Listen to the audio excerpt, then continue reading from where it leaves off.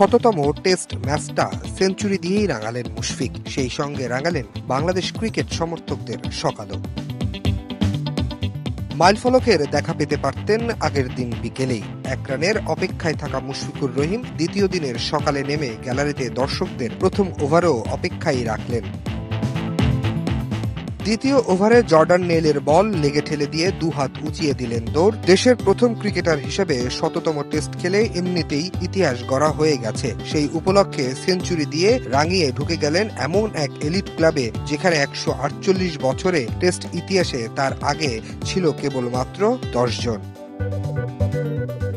১৯৬৮-তে শততম টেস্ট সেঞ্চুরির প্রথম রেকর্ডটি গড়েছিলেন ইংল্যান্ডের কলিন কাউড্রে।